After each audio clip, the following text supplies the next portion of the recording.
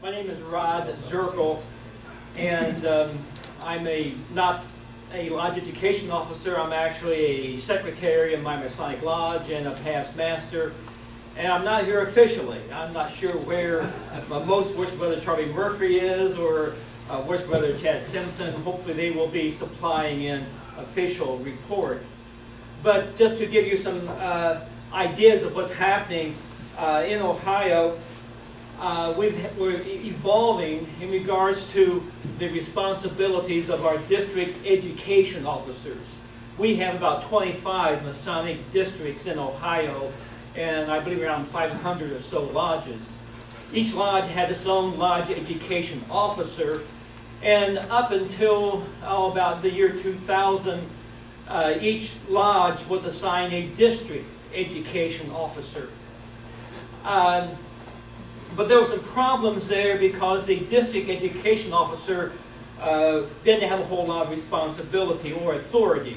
He could only report to the district deputy grand master assigned to that district, and the DEO, the district education officer, wasn't supposed to comment on ritual or code or that kind of stuff. So the DEOs kind of felt like they had no real authority. So about 2003, 2004, the Grand Lodge of Ohio decided, well, we're going to eliminate the district education officers and have more district deputy grand masters for each of the districts. And each district deputy grand master would then have more time to spend with that lodge and do more education. Well, the results are perhaps predictable. Your district deputy grand masters are not chosen for their love of Masonic education. All right, they're chosen for their leadership and knowledge of the code in the Grand Lodge. So the lodge education officers weren't getting a whole lot of support from the district deputy grand masters because they had their own concerns.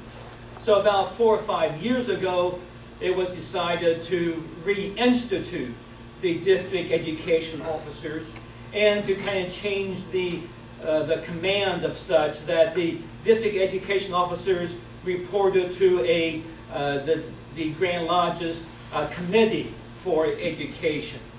And the district education officers were assigned definite responsibilities, and that is to meet with the officers of the lodge, particularly in regards to leadership and the development of what we call master craftsmen, the guys that are coaching the candidates and mentoring the candidates.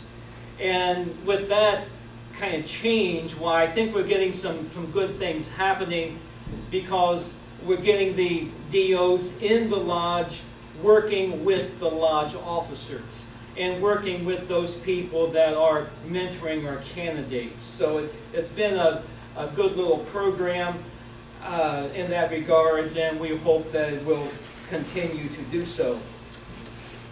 Along the same line, something that's happening in Ohio. It's not really, I don't believe, an official Grand Lodge program, but it certainly has the blessing of the Grand Lodge of Ohio, and that is freemasonuniversity.com. You can check that out on your computers.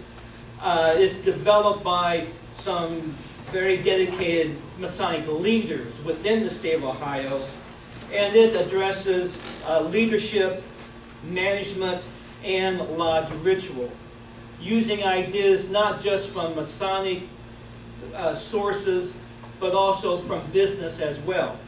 We're seeing in our lodges a lack of leadership from the officers. Typically, in past years, we were getting doctors, lawyers, businessmen, teachers, people that had leadership ability. And in more recent years, we're not getting those kinds of people. We're getting very good people, good men and true, but they don't have the background and leadership that it takes necessary to be a good lodge officer. And that's what freemasonuniversity.com is instituted to try and correct, to help these people that, gee, I've never been up in front of people, I've never done a whole lot of planning, you know, how can I go about leading or managing my lodge? And it's open to anyone. That it had different modules there and different resources. And in addition to the modules themselves, there's a kind of bibliography, things on leadership and management, personal discovery, education, communication, and relationships. These are books that the authors of this program have selected that take the best of ideas from not only Masonic sources, but business sources or